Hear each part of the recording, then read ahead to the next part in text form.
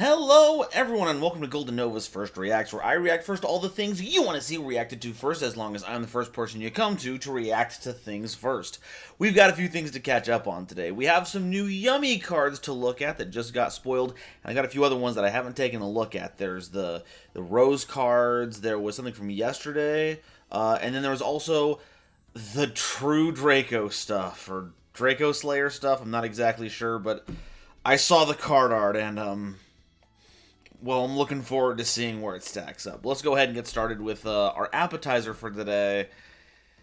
Yummy marshmallow. Because it's Mandarin for cat.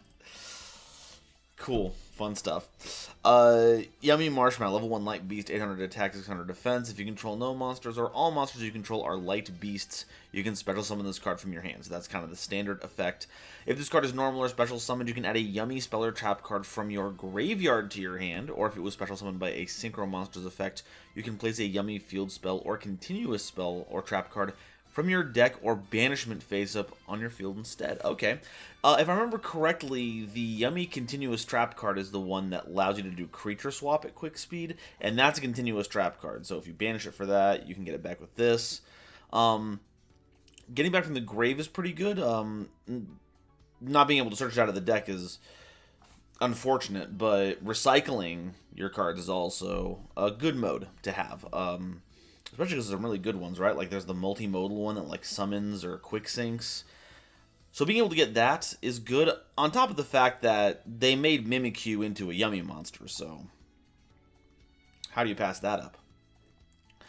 Then it's Yum Yum Yummies, continuous spell card. You can only use the first and second effect of this card's name each once per turn. The first effect, though, each time 2 or more Yummy monsters are special summoned to your field at the same time, gain 500 life points, and if you do, your opponent pays 500 life points, and that triggers as many times as you want. So that's, or not as many times as you want, as many times as you can get it to trigger, and this basically encompasses anytime you have your Synchro monsters desync. So that's a fun way to help win in time. You can pay 500 life points for the second effect, then target 2 face-up monsters on the field, including Yummy Snatchy, which is the Link monster. Send both to the graveyard, and if you do, special summon a Yummy Synchro monster from your extra deck, and this is treated as a Synchro summon. Oh. I was pouring over for a second, but it was like, that's so strange. You can normally treat Link 1 monsters for your Yummy Synchro monsters. Why in the world would I need to pay 400 more life points to perform a Synchro summon at normal speed, and I can just pay 100 life points to do it at quick speed, or just do it for free normally until I remember that it just said 2 face-up monsters on the field. Yum Yum Yummies is super polymerization for Synchro monsters. It doesn't matter what the level of the opponent's monster is, it just brings out a Yummy Synchro monster, and thankfully it treats it as a Synchro summon, so we're not even losing any utility of that monster. And if your opponent activates a card or effect, you can pay 100 life points immediately after this effect resolves to Link summon a Yummy monster. That's pretty good. That way you can turn your normal Yummies that you would get back from your Synchros into a Snatchy during your opponent's turn, and then it can quick sync. So this is fantastic. Holy cow. This is unreal. Yeah, great support. Marshmallow is fantastic because it's just another name to help with stuff. And Yum Yum Yummy is a fantastic addition for your long-term play. As someone who has played these cards in Domain, too, I'm happy to see more main deck Yummy monsters, because you run out of them so quickly. There's not enough of them to sustain a long-term game plan. I know not a lot of y'all play in Domain, but I'm playing Domain a lot, and that was one of the issues that I ran into this. Yum Yum Yummy is going to be integral for ensuring that they have a long-term game plan for formats like that, and it's still just good in general, so props to that. Dracotail, that was the one that was released yesterday. Another Justice Hunters update. We're only getting it for the first time soon, but this has been out in the OCG for a while, and it looks like they added Merryweather. That's crazy. Cool crossover. Dracotail Frixel is a level 2 light spellcaster monster. Oh, I thought that was going to be Wind. I guess that's on me for looking at the color palette and expecting things. Level 2 light spellcaster, 800 attack, 1500 defense. You can only use the first and second effect of this card's name each once per turn. If this card is normal or special summoned, you can target a Dracotail monster in your graveyard, accept a copy of this elf, Special summon it, then return one monster you control to the hand. If this card is sent to the graveyard as material for a fusion summon, you can set a Dracotail spell or trap card from your deck. That is to be expected. That is, I think, the effect on most of our Dragon Tails. Yeah, all the low-level ones do that. The high-level ones have that plus an additional effect. This is pretty cool. So you can summon Frixel, summon something, and then you can put Frixel back into your hand, or put back the Dracotail that you summoned, or a completely unrelated monster. So you can get all those effects reset. I'm a fan of that. And then the normal trap card, Dragontail Sting, because Muller is based on Scorpio, so I dig it. Normally when I like my dragons mixed with animals, I like them to be a full mix instead of having a chimeric division between them, but I'll still take dragon with a scorpion tail.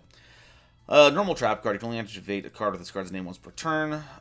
It targets a monster and or a spell or trap card in your opponent's graveyard and banishes them. Then you can place a Dracotail card from your graveyard or banishment on the bottom of your deck, except a copy of this card, and then draw a card. So that's the usual end part of an effect.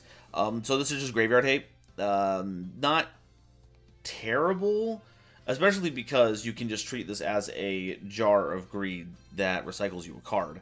That is searchable, so I mean, they could be worse. Because of how accessible all of the Dracotail spell and trap cards are, it's not like you need to be playing a lot of these to gain access to it, so okay, that's fine. It's a fine addition.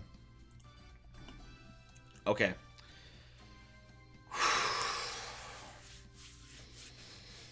Here it is, folks. True Draco support. I'll take a look at the art first. Okay, so the staff is back. Draco Overlord staff is back. I saw the word Draco Overlord being thrown around, so I know that that's involved. I saw Vector in one of the arts. We're seeing a lot of True King of all Calamity traits in here. The shoulder pads on there are the same as kind of its spikes. Got that red vein line going through it. Okay. Let's take a look. Masterpiece, the True Draco Overlord. Level 10 Dark Worm Monster. 2950 attack and defense.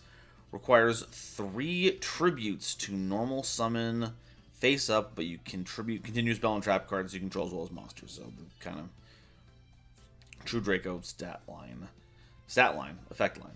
When your opponent activates a monster effect in the hand or field and you control this tribute summoned card, as a quick effect you can negate the activation, and if you do, destroy that card.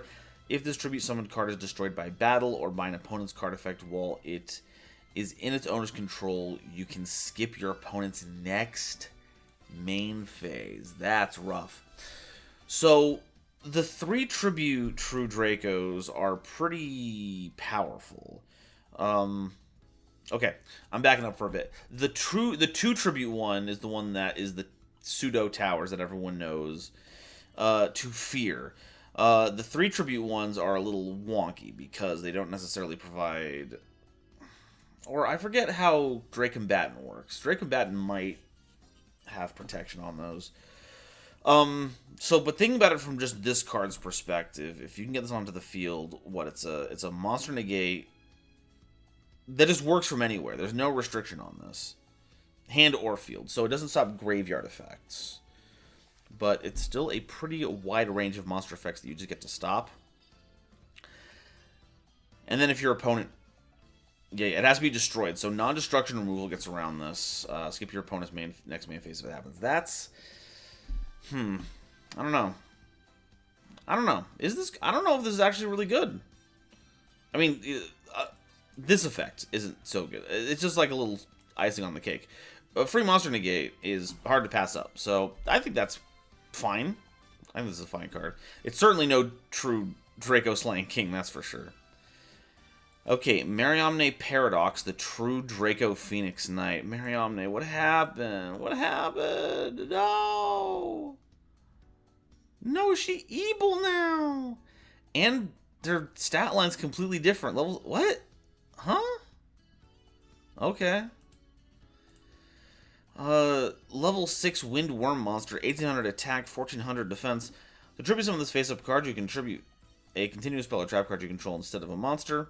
If this card is in your hand, you can destroy one other True Draco or True King card in your hand or face-up on the field, and if you do, special summon this card to either field. If this card is normal or special summoned from the hand, banish the top 4 cards of your deck. Okay, so the point of this card appears to be a outlet for destroying your True Draco, True King cards, and also forcing the activation of your True Dracos, because if you have things like all the tribute summoned ones get you a thing when your opponent activates an effect. So if you give this to your opponent and they're forced to banish their top 4, and that's an effect activating, so you get your source. That's pretty clever. I like that. It also has a way to special summon itself so that you can then tribute summon over it. Tribute summon something else. So that's I can dig it. I how does this interact with Dreeth? I know it gives you something when it's popped, but I forget how exactly. I think it has to have been tribute summoned. But it also triggers your True King cards when you pop them. So that's also pretty solid. Okay. What's happening here? What am I supposed to be getting out of this card art? What is Vector looking like? Is he looking like remorseful? Looking like I'm getting like sadness. There's not like a sense of revenge or anything. There's this bit of wonder coming from Luster Pendulum, but I'm not really. I don't know. I don't know what to take from this. I don't know what's going on here. Maybe the card's effect will help us. Draco Stand-Off. You can only activate one card with this card's name per turn. You can only use the second effect of this card's name per turn. When this card resolves, you can add a True Draco or True King monster, or a Draco Slayer or Draco Overlord Pendulum monster from your deck to your hand. So just a big search card that unifies these archetypes. If a face-up True Draco and or True King monster you control is destroyed by battle or card effect and sent to the graveyard, you can target one of them and place it in your spell and trap zone as a continuous spell card. Why? Why? Huh? Am I missing something? Like, maybe like Forge of the True Draco will like see that they're in the spell and trap zone and you can activate it because they're on the field, and so this like helps preserve them to use for those cards. But maybe it's like, maybe you pop your True King monsters. Oh, what sucks is that you have to control the True King, so you can't pop the True Kings while in your hand and then put them in the back row. They have to be on the field. Because my idea would be, if you put them in the back row, you can pop them again, and then you could get their trigger effect again. I'm lost. I don't know. I don't know these play lines off the top of my head. This first effect is solid. You know, it's a search card, and it searches some pretty relevant monsters. So that's pretty good. I don't know how any of this ties into what they're trying to do story-wise here. What is... The only thing that I can put together here is the last thing that we saw as part of the Draco Slayer storyline was the defeat of Calamity. And we saw the Metal Foes and the Crystons taking power from Calamity's body. We haven't seen what Zodiacs are doing with it yet. But we also did see one of the, I forget which one it was off the top of my head. It was either Metaltron or Draco Slayer being attacked by Calamities, and we never knew the fallout of that. And now we have a corrupted Masterpiece and Mariamne, but nothing else to go off of it. I'm so... Sure, I guess. I don't know. Oh, God, every time they bring this up, it's like a... They refuse to tie up plot threads. It's only more threads. This tells us nothing about how Zephyr Metaltron shows up in Dual Terminal, even though they're making a whole big deal about that. And this doesn't even tell us anything about the aftermath of the battle with Calamity in a meaningful way. Like...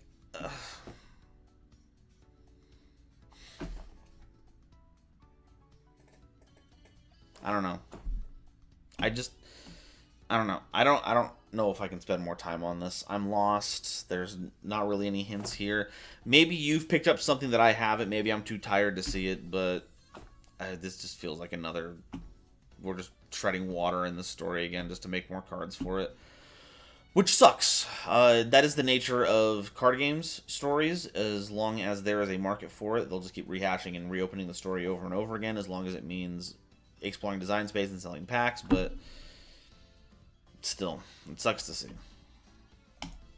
Black Rose. Akiza is getting support. This is something to be happy about. So, just recently we talked about Yusei's cards that are having their own structure deck, and we're getting a 5Ds Legendary Duelist Trio deck thing, which I think is really cool. These are coming out in an actual core set, so we should be seeing these in Doom of Dimensions, but likely that means that Akiza is also getting a deck in that trifecta, which means we're getting even more support down the line, so keep an eye out for that. Maybe they'll even include that cool alt art Rose Garden Maiden, and it would be pretty cool. A little side note here, I was also talking about how it would affect domain format. Here's Nova bringing up domain format again. I just want to be clear. Whenever I mention stuff about domain format, there was some comments about I was judging it based on how good it does in domain. That is an aspect of it. I realize that there's a intended usage for those cards that they aren't for necessarily this audience, but I liked assessing it how useful it was for that one. So if I say anything about their domain readiness here, don't take that as a critique of the actual cards. I think about it a lot, or not a lot. I think about it right now. It's front of mind because we just recently had a 5Ds duel, which you can find on the channel. We had 4 signers all together. And part of the problem with making a domain duel for the signers is that, yeah, they have their big boss monsters, but they don't really represent the cards in the main deck. They don't make for good domain deck masters, so the Yusei cards didn't add anything to help with that. I'm hoping that Akiza's new Rose cards will. Like I said, they don't have to. That's not going to make them bad if they don't, but for me personally, I hope we get a good, solid deck master for Rose and Black Rose Dragon. Let's start with Violence Witch, a level 4 dark plant monster, 1100 attack, 1200 defense. If you control Black Rose Dragon or a monster that mentions it, or a plant synchro monster, you can special summon this card from your hand. If this card is sent to the graveyard as a synchro, if this card is sent to the graveyard and a synchro monster is on the field, you can discard a card to special summon a plant monster with 1500 or less defense from your deck. Also, you cannot special summon from the extra deck for this turn except synchro monsters. Not plant monsters, just synchros. That's not terrible. So I guess this is the Violet Witch retrain, and it's not terrible. 4 free levels worth of tuning material you can summon if you have already established a synchro, or not even a synchro. Black Rose and a plant synchro from the extra deck, or any monster that mentions Black Rose Dragon, which I think the regular Rose Dragons still do. So there's actually a lot of ways to get this into rotation, to give those tuners a non-tuner to work with. This one is going to be a little more difficult to fulfill because I think you need to already have had the synchro monster on board, and we'll get to you in a second, Buckaroo, to trigger this. So this shouldn't be the first thing that you do, unless of course you it might be like a new chain thing, right? Like you make the synchro monster with it, and then on the new chain it goes, hey, I'm in the graveyard and a synchro monster's on the field, but it wasn't sent there while, oh, no. It's not while it's sent to the graveyard while a synchro monster was on the field. If it's sent to the graveyard and a synchro monster is on the field. So I think this actually does work if you use it as synchro material immediately. Okay, that's pretty good. And then you discard a card and it special summons another plant. So that's pretty nifty. I wonder what plants fall under this. Here's hoping that Lone Fire Blossom is the tech here. Twilight Rose Black Knight, a level 3 dark plant tuner monster, 1000 attack and defense. You can only use the first and third effect of this card's name once per turn each. If this card is normal or special summoned, you can special summon a Black Rose Dragon or a level 4 or lower plant monster from your graveyard, but negate its effects. Second effect, plant monsters you control gain 1000 attack while you control a synchro monster. And third effect, you can target one other plant monster you control and either increase or decrease its level by 1. That's pretty sweet. So no matter how we bring this out, we get to recycle a card out of our graveyard. So hopefully this means we can synchro summon with what we get if it's one of these plant monsters, or it gets us a Black Rose Dragon to work with certain stuff. If anything, Black Rose Dragon plus level 3 tuner, that's Ruddy Rose. So that's pretty spicy. I like that. And then, of course, the huge plant attack boost. That's wild. 1,000 for each plant. Ooh. And then Bramble Rose Dragon, level 7 fire plant synchro monster. Okay, so this was one of the things that I saw. I think there was like a correction or something somewhere. But the new Black Rose Dragon, or Bramble Rose Dragon, is itself a plant monster. That's interesting. Very interesting. It requires a plant tuner and one or more non-tuner monsters. The second and third effect of this card's name can only be used once per turn each. Effect 1, each time your opponent activates a monster effect, inflict 600 damage to them when that effect resolves. And if you do, all face-up monsters they control lose 600 attack. That's pretty good. Every monster effect, you're getting taxed. And your entire board is going to put down by 600. Oh my god. This is like Black Rose Garden on legs. Except instead of giving tokens, you're extracting tokens from them and throwing that extra attack power into the garbage. Second effect, during the main phase, you contribute this card to special summon a Black Rose Dragon from your extra deck and is treated as a synchro summon. So it is still Black Rose Dragon. It is still just all the way through Black Rose Dragon to get all the benefits. You can banish this card from your graveyard to special summon a level 4 lower plant tuner monster from your graveyard. So it's also a Monster Reborn, and it's a field nuke. Whenever you need it, you don't have to worry about any quick syncing. You have to make sure that you don't chain it to anything. I think that's part of the issue because it'll miss timing. But on an open game state, tribute this, and then up until the point where you need that, you're also taxing your opponent for every monster effect they use. This is unreal. I'm glad this is a plant tuner that's attached to this. Otherwise, this would be played in everything. Hate Rose Witch. All my homies hate Rose Witch. Level 6 Dark Plant Synchro Monster. Requires generic materials. You can only use the first and third effect of this card's name once per turn each. First effect, if this card is synchro summoned, you can send up to 2 plant monsters to the graveyard, one from your main deck and one from your extra deck. Also, you cannot special summon from the extra deck for the rest of the turn except synchro monsters. Second effect, plant monsters you control cannot be destroyed by effects. And third, if a card or cards on the field are destroyed by a card effect while this card is in the graveyard, you can special summon this card. So that won't trigger any of these effects. But if any card on the field is destroyed, you get to bring this back. It doesn't banish itself. And because it keeps plant monsters from being destroyed by card effects, that protects itself, you can Black Rose the board, and any plant monster you have is completely safe from it. This is pretty solid. I'm not sure off the top of my head exactly what the best plant monsters to send are, at least from the extra deck. I know from the main deck, there's got to be like a million different plant monsters that work well with this. So this is a huge level 6 synchro. Holy cow. Black Rose Garden, continuous spell card.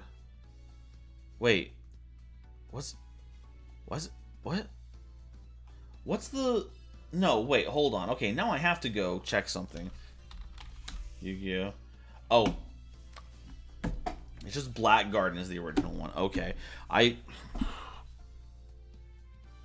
was so out of it. I was like, they named it the same thing. No, but Black Rose Garden instead of Black Garden.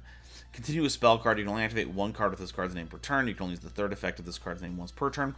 When this card resolves, you can add a Rose Dragon monster from your deck or grave to your hand. So it's just a search for your Rose Dragons. Face-up monsters on the field become plant monsters. Oh, that means that your Black Rose Dragon becomes a plant and protects itself if you have Hate Rose Witch. And then if this card is destroyed, inflict 100 damage to your opponent for each plant monster in your graveyard and banishment. Then if it was destroyed by the effect of Black Rose Dragon, inflict 2,400 damage to your opponent. Oh, it doesn't care who destroyed it? Oh, that's nasty. That's unreal, dude. That can do some bonkers damage. I don't know if you can... What is it? 24 minus 8,000. That would be 50. There's no way you could get enough plant monsters into rotation to make this happen as an OTK. But You can do a healthy chunk of damage with that. Okay, wow, these cards are really good. Now, the question is, do any of these make for a good deck master? We need dragon and we need plant. Those are kind of the two big ones. Dark isn't super nifty here. The attribute really doesn't matter.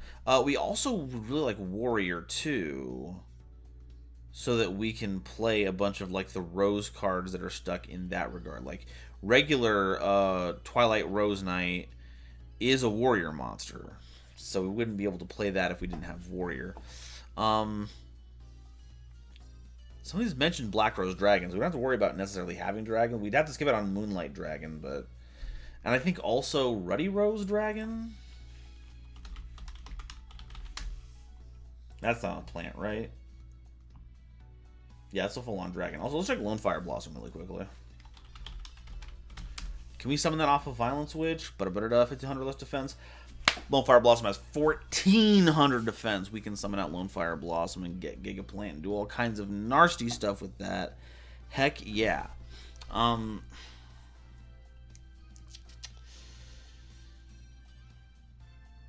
Yeah.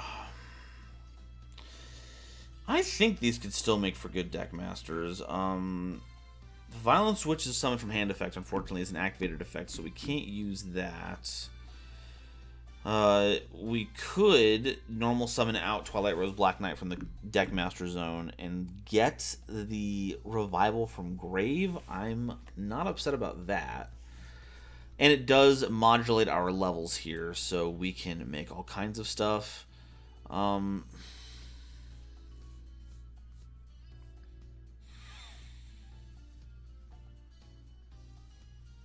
Yeah, I kind of wish that this had incorporated warriors in some way. Then we would have been able to cover everything. Like, do a quick card search here. We can check rose cards. But there's of course a bunch of Aroma Seraphy cards. Rosenix, Rose Maidens. Yeah, Rose Archer's an Earth Warrior, so we can play Rose Archer. Rose Lover. Oh, Rose Lover is a plant monster, so we can play Rose Lover. That's fine. Thank goodness. Rose Paladin is a warrior. It's kind of give or take on whether or not you play Rose Paladin, though. Although, no, wait, what am I talking about? No, we use Twilight Rose Black Knight, because Rose... Is Rose just like an archetype? Because if that's the case, then I'm just spinning my wheels for no reason here. Because then that would have it in the name.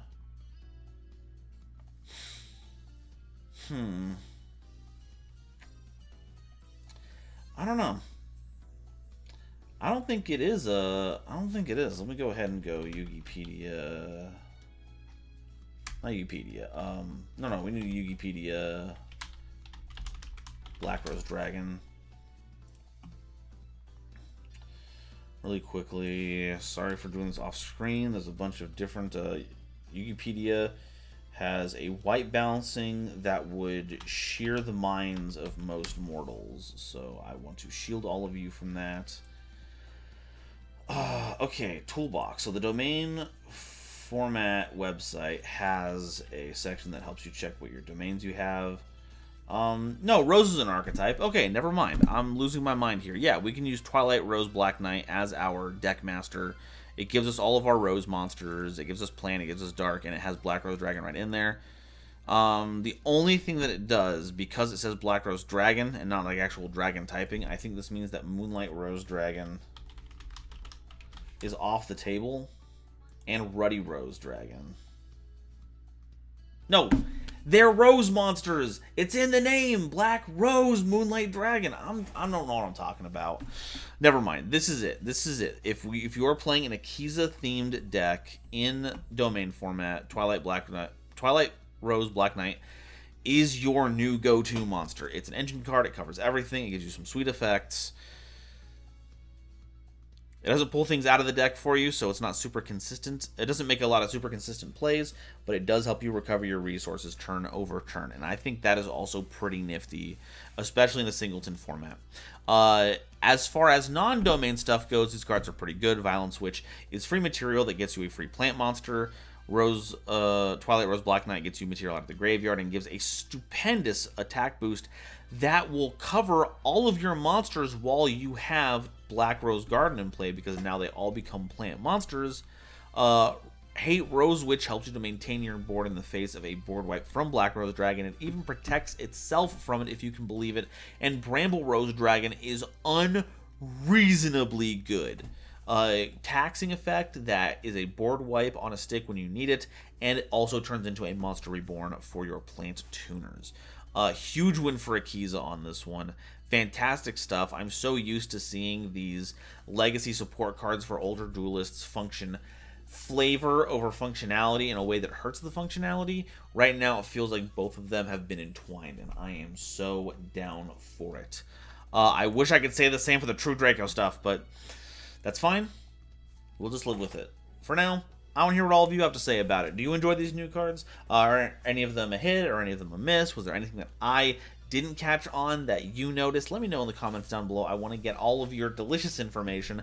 And until the next time Konami drops some juicy spoilers, I will see all of you next time. Bye-bye.